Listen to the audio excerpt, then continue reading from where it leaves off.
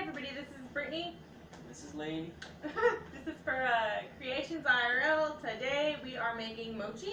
Which, of course, means that you take the Monster Rancher 2 disc and you leave it in the PlayStation while you're doing it. Okay. We have mochi powder, water. The basic ingredients are mochi powder. You have the Mochika. Mochika, right here, yes. which we measured out already. It's 1 cup of Mochika. And then we have water.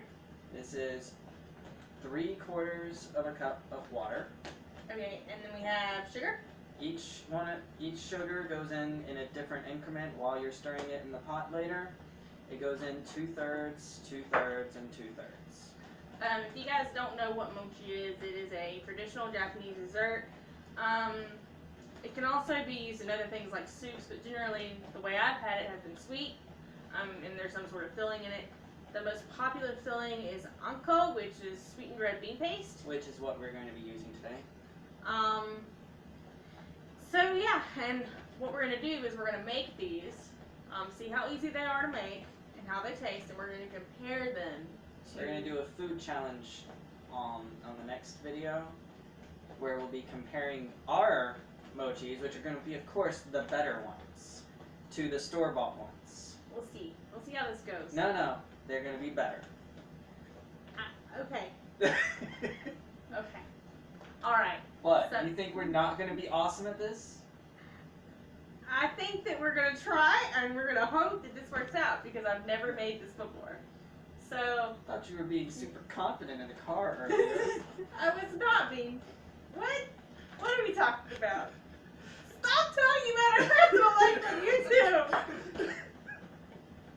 Okay. Personal life?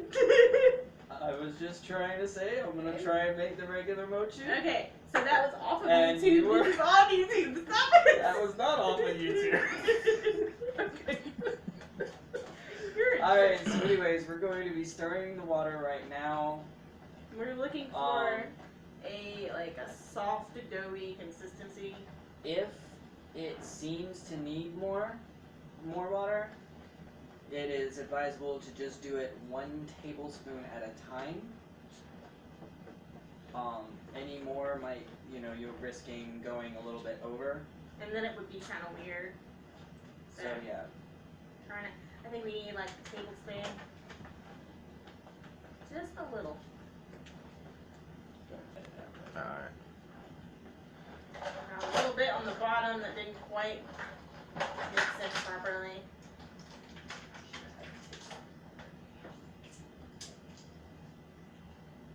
Just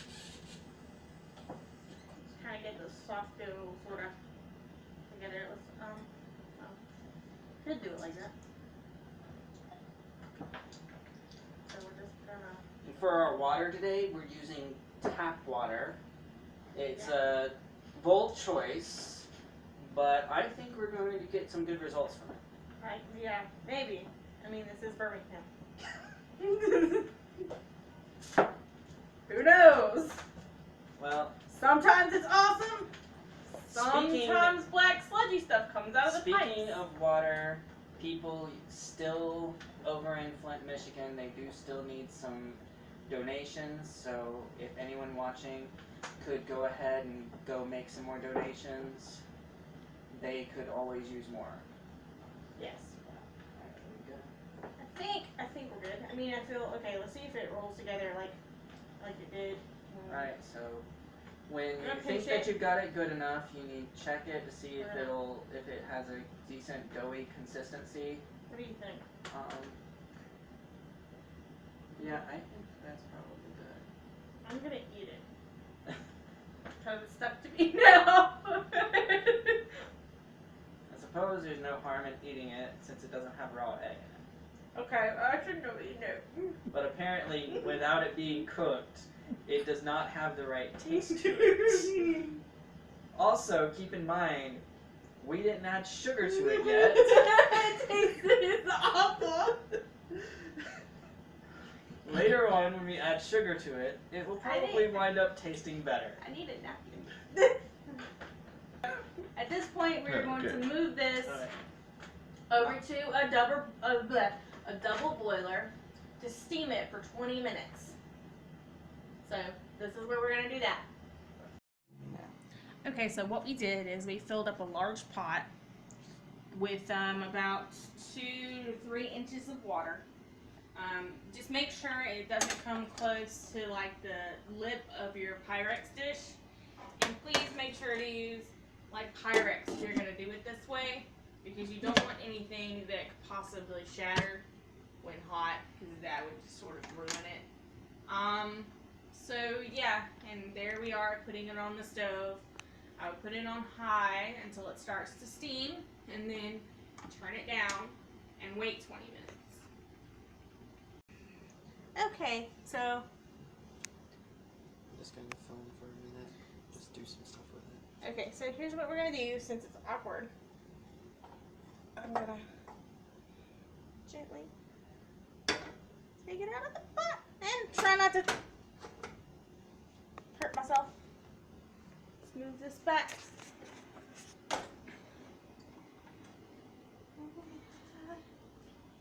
So, this is pretty much the final product right here. After we stir in all the sugar, we get like this glossy. If anybody's ever made candy before, they kind of know. But you do this while the mochi's still warm, so that the sugar, you know, kind of combines and you get this really pretty glossy finish. Just a side note, not all mochi recipes are sweet. Some are actually done to not be sweet and used in things like soups and stuff like that. So if you don't like sweets, but if you still want to try mochi, you might want to give that a shot. There's your pot again. Some You people, wanna put it in there. I got it. Some people even like to grill it and wrap it in seaweed. I'm not sure what the exact dish name on that is, but I have seen Go it. ahead and put it back in the pot.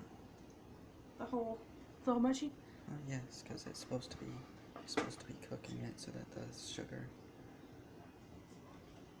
So I'm just gonna add this to the pot so it'll stay warm. Okay.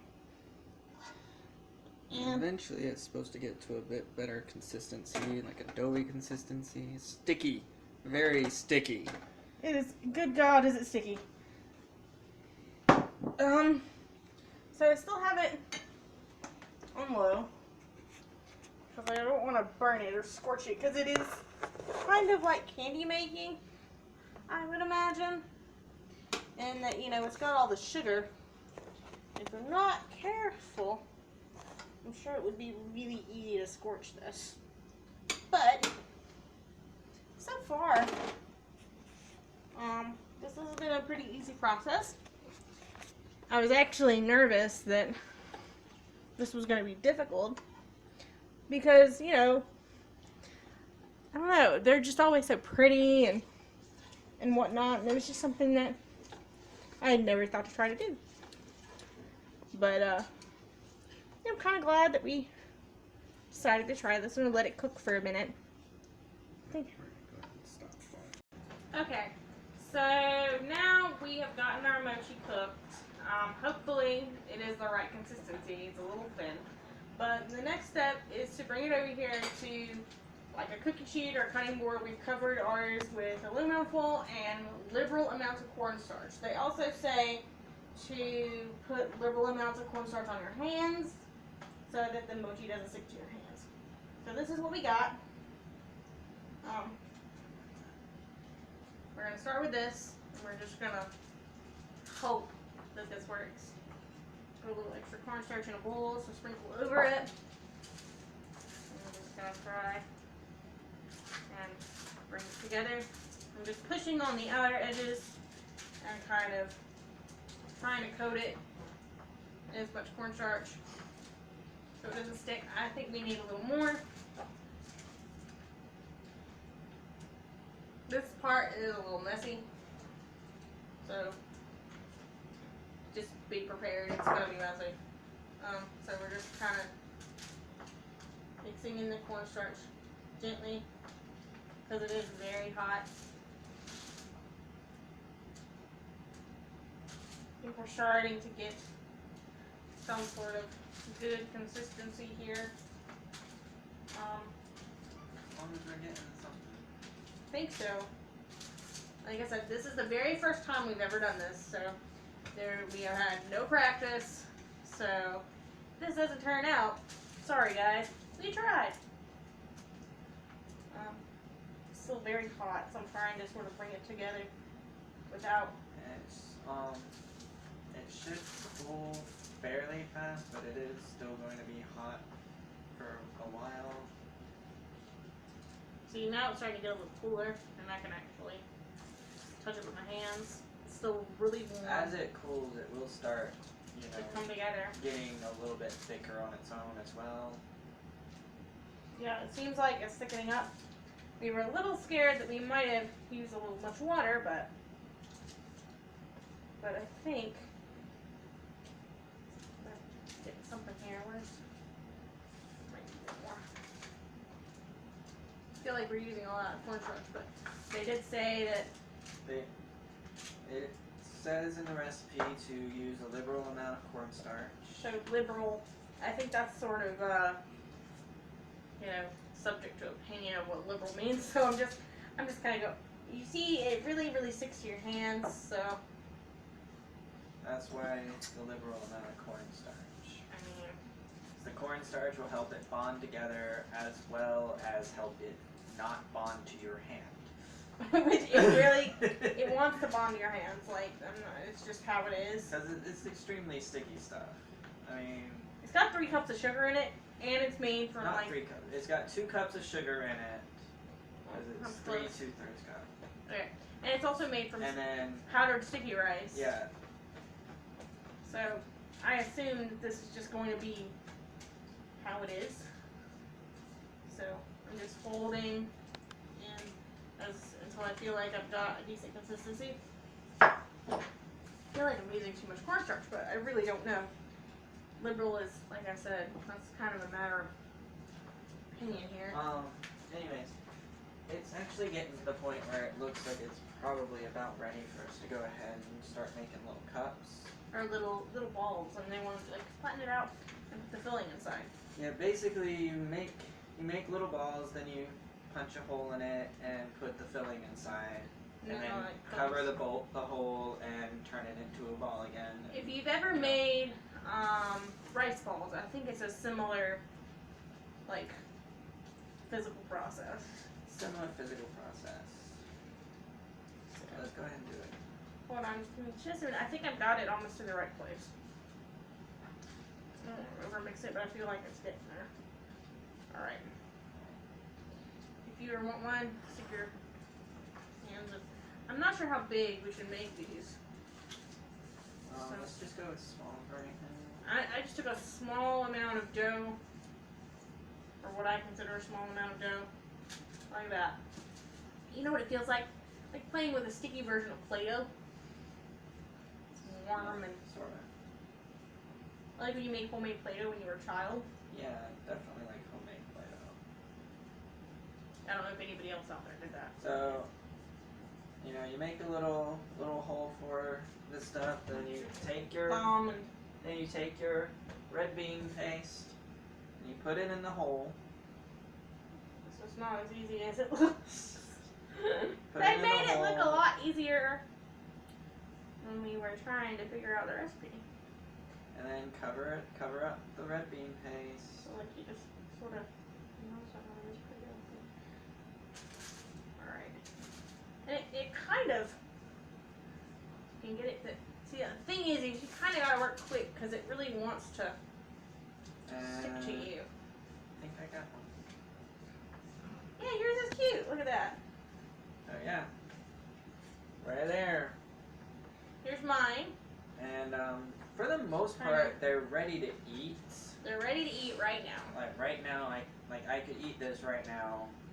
I'm not going to because we're gonna wait for doing that on the food challenge video, which we'll do next. Okay, fine. I'm gonna eat mine while it's still warm. Okay, we need a plate.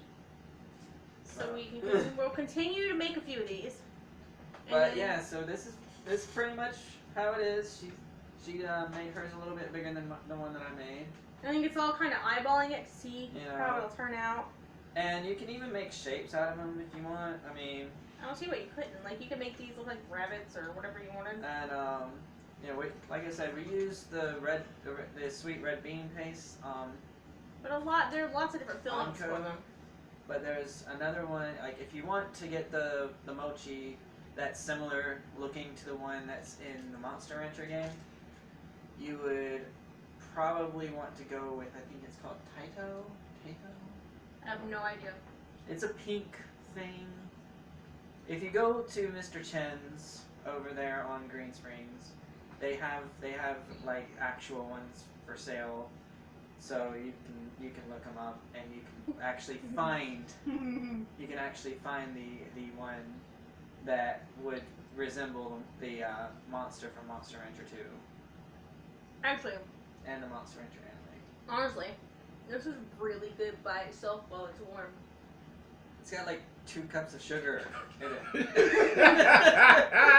It's delicious.